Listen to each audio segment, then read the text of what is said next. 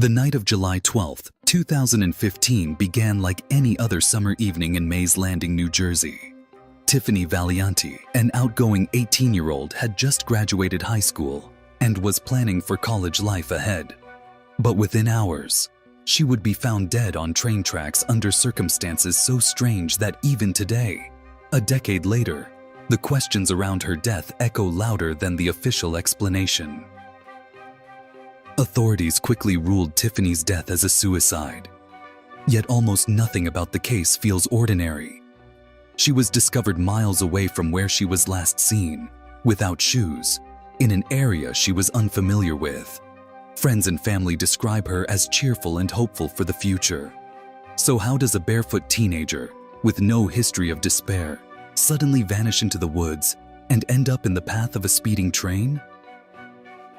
Welcome to Black Thread Mysteries, where we dive into the unsettling, unsolved, and the unexplained. In today's episode, we uncover the haunting case of Tiffany Valiante, the barefoot death mystery that refuses to rest.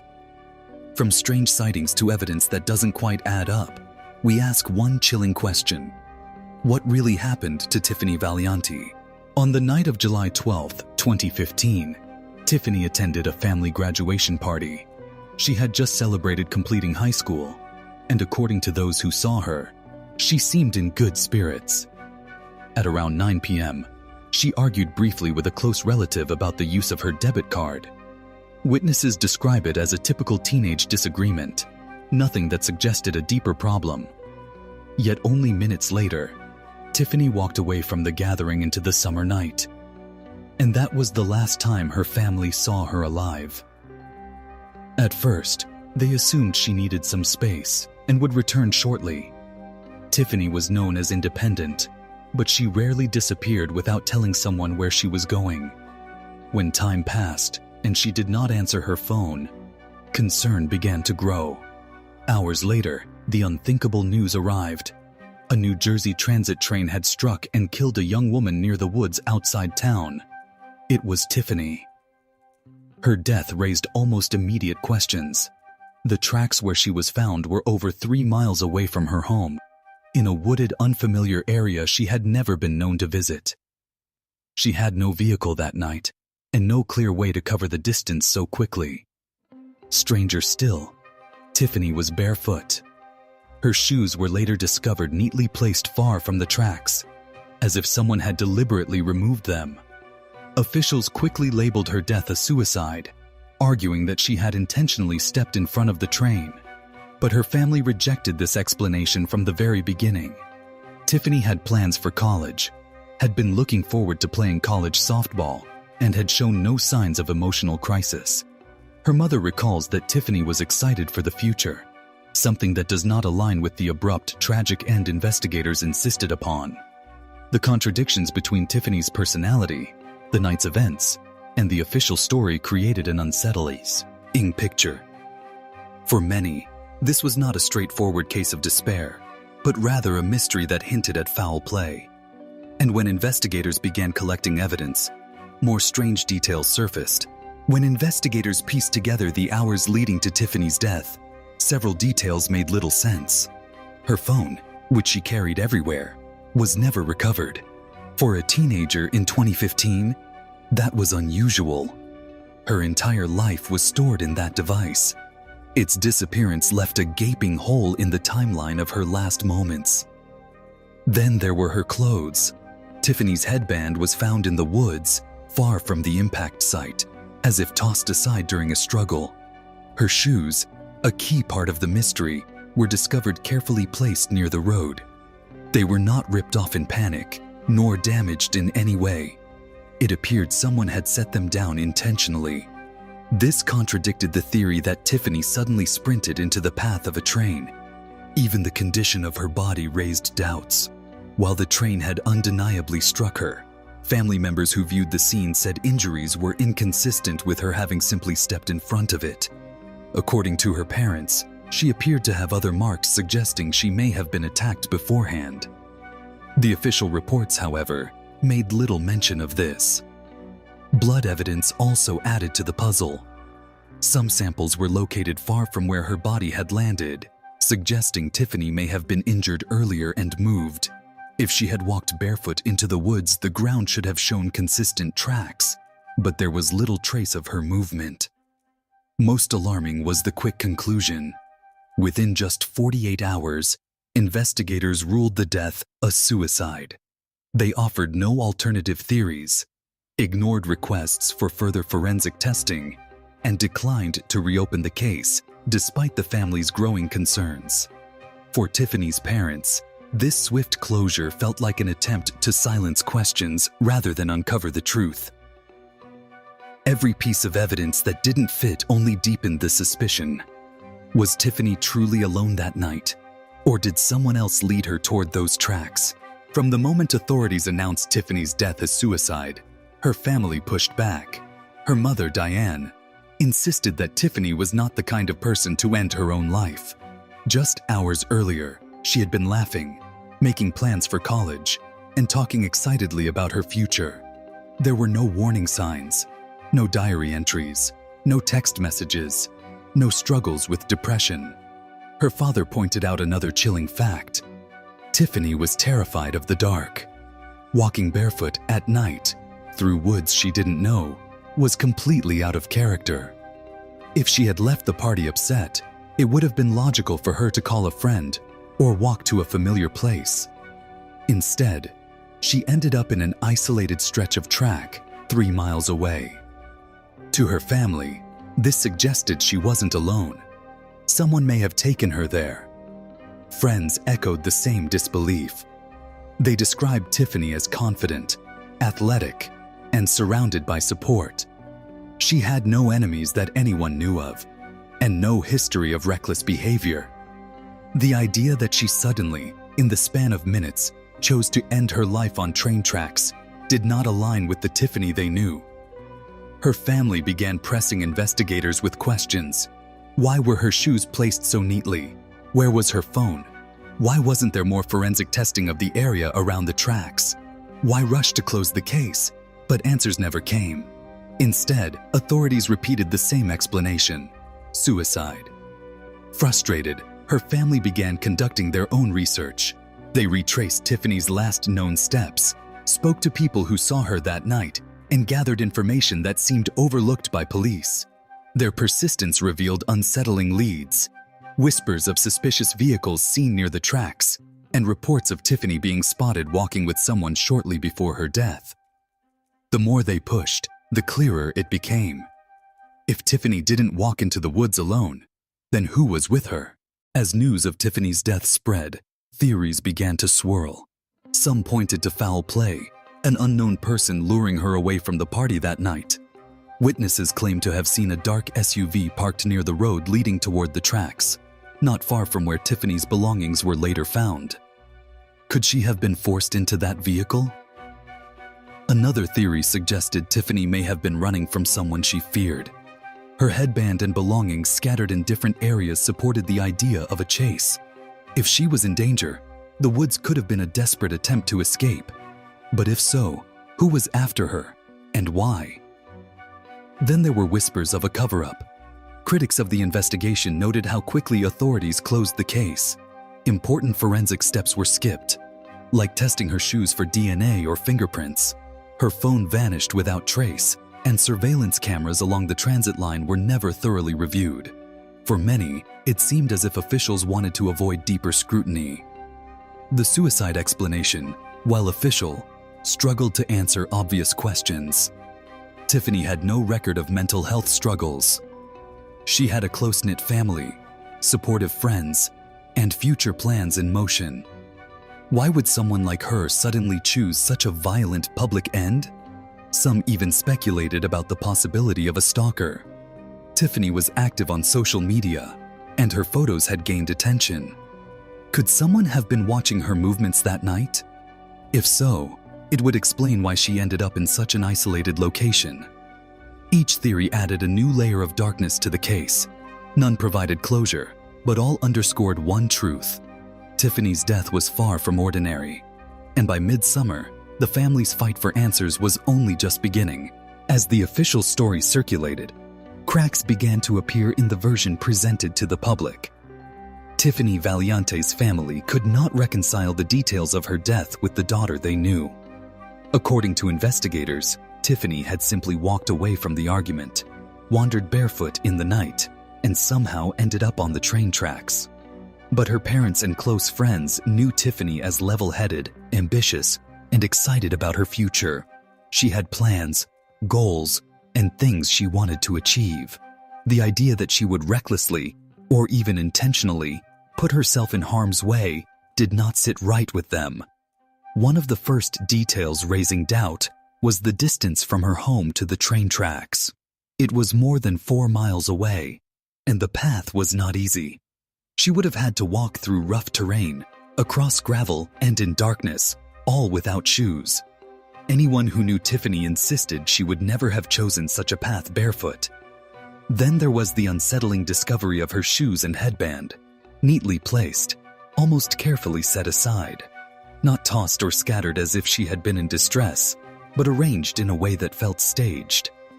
Equally baffling was the disappearance of her phone. In today's world, a teenager without their phone is almost unthinkable. Tiffany had it with her earlier in the day, yet after she vanished, it was never found again.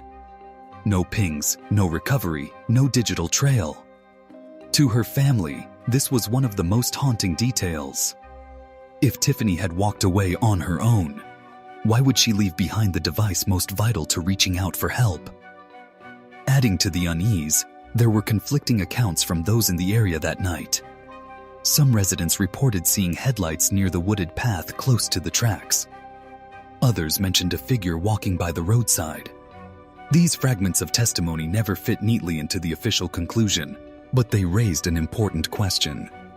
Was Tiffany truly alone that night, or was someone else nearby, shaping the events that led to her death?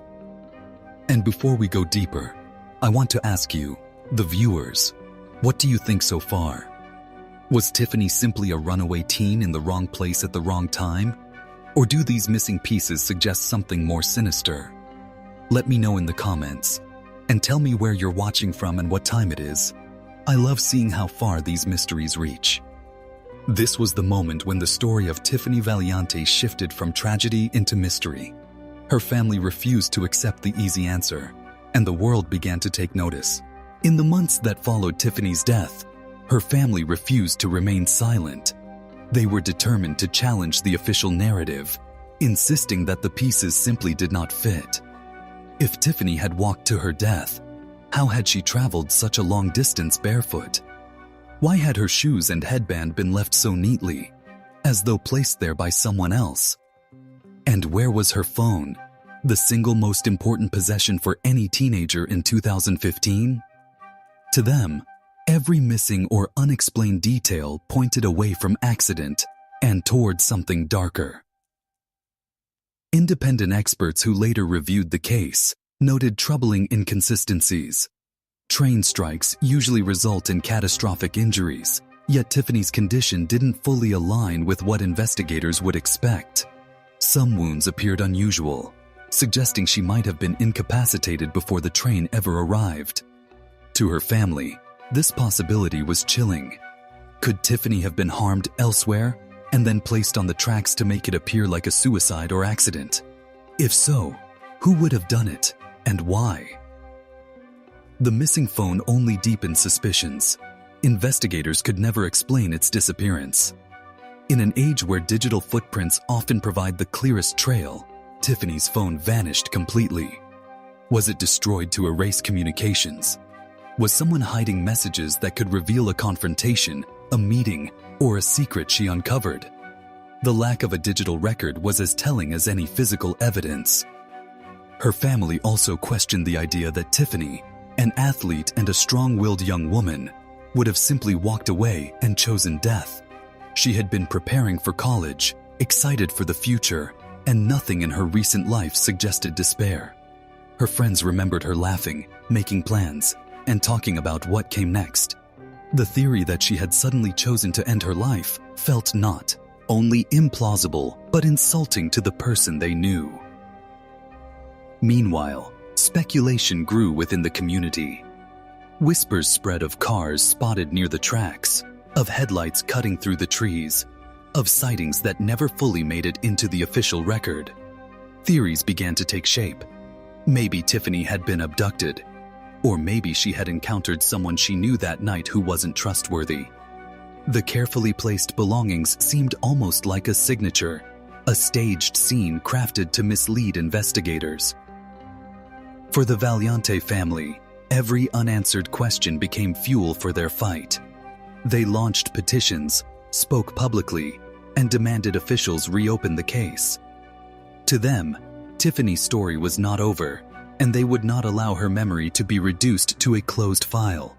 What began as grief had now become a mission, not just for justice, but for truth.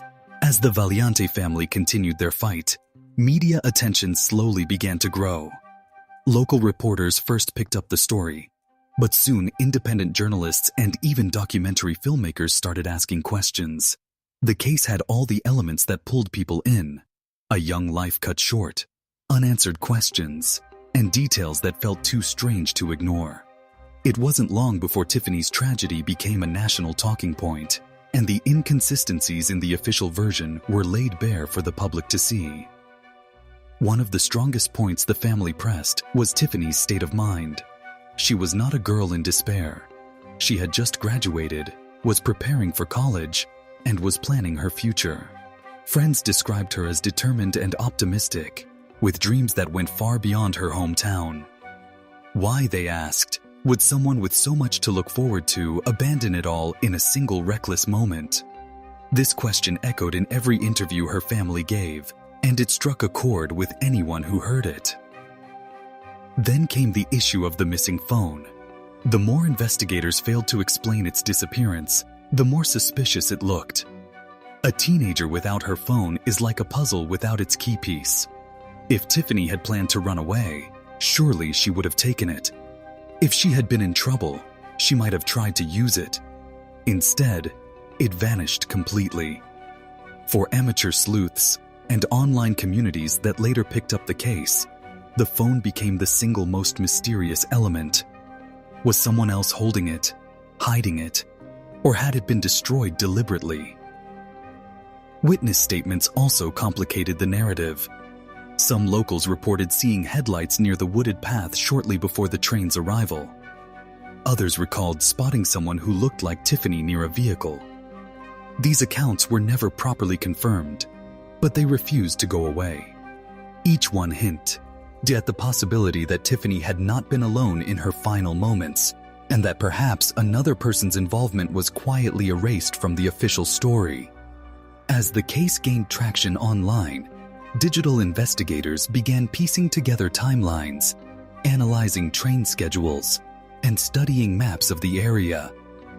Forums buzzed with theories, some wild and some carefully reasoned, but all driven by the same sense: that Tiffany's story did not add up. The official narrative felt incomplete, and every missing clue fueled speculation. For the Valiante family, this attention was bittersweet. On one hand, it kept Tiffany's memory alive and applied pressure on authorities. On the other, it reminded them daily that their daughter's final hours were still a mystery, her voice silenced before she could explain what happened. To them, this was no longer just a personal tragedy. It had become a fight against silence, a stand against letting unanswered questions fade into the dark. As the years passed, the mystery surrounding Tiffany Valiante refused to fade. Each anniversary of her death brought vigils, news articles, and renewed demands from her family for the case to be reopened. For them, this was never about accepting closure. It was about exposing the truth. They stood at the tracks year after year, holding candles and speaking Tiffany's name, reminding the world that her story was not finished. Forensic experts who examined the case continued to raise doubts. They noted that Tiffany's injuries, while severe, did not match the kind of devastation typically seen when a body collides with a speeding train. It was as if something about the impact did not align, leaving more questions than answers. Some suggested she might have been unconscious, or even already deceased before her body was placed on the tracks. This chilling theory transformed the tragedy into something far more sinister: the possibility of a staged scene meant to disguise a crime. The neatly placed shoes and headband only strengthened this suspicion. Families who lose loved ones to train accidents often describe belongings scattered violently, yet Tiffany's items looked arranged, almost too carefully. To her loved ones, it seemed more like someone was crafting a narrative than leaving behind the chaos of a desperate act. When paired with the missing phone, it painted a haunting picture. If the phone held evidence, texts, calls, or locations that could implicate someone, then its disappearance might not have been an accident at all.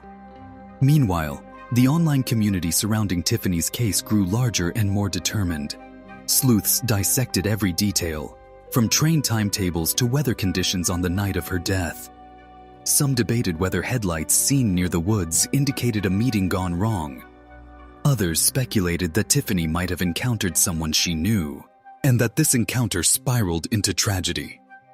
None of these theories could be confirmed, but they gave her family a sense of solidarity, that they were not alone in doubting the official story. For many, Tiffany's story became symbolic. It represented how easily complex tragedies can be simplified by quick investigations, and how families are left battling institutions that would rather close cases than reopen them. Her parents refused to accept silence, making her name a rallying cry for thoroughness and accountability. Though the truth of that night remains hidden, what is certain is that Tiffany's story did not end on those tracks. It continues to ripple outward, drawing in strangers, investigators, and communities who believe that unanswered questions should never be buried. As we reach the end of Tiffany Valiante's story, the unanswered questions remain as haunting as ever. Was she truly a runaway who, in a single moment of despair, wandered barefoot toward the tracks? Or was she the victim of something far more sinister, a young life manipulated and hidden behind a narrative that conveniently closed the case? The missing phone, the carefully placed shoes and headband, and the unusual injuries all linger as silent witnesses, refusing to let the truth rest quietly. What makes Tiffany's case so unsettling is not just the tragedy itself, but the gaps in the official story. We want to believe that investigations are thorough and that every conclusion is backed by solid evidence. Yet here, the inconsistencies loom too large to ignore. Each detail feels like a shadow pointing to something unseen, something deliberately left out. And as long as those shadows remain, the questions will continue to linger. Her family's fight continues, refusing to let her memory be reduced to a single line in a police report. Their tireless efforts have brought attention to the case, keeping Tiffany's story alive and urging authorities to look deeper.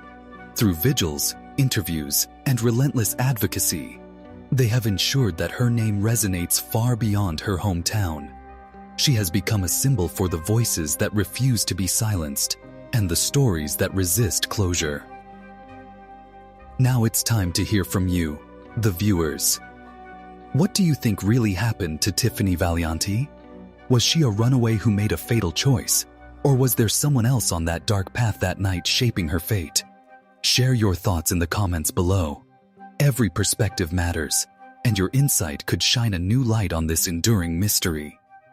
If this story gripped you, make sure to subscribe to Black Thread Mysteries and hit the notification bell. We dive into the shadows of unsolved cases, exploring the gaps, the inconsistencies, and the truths that are often hidden in plain sight. Until next time, stay curious, question everything, and remember, the darkest threads often lead to the deepest mysteries.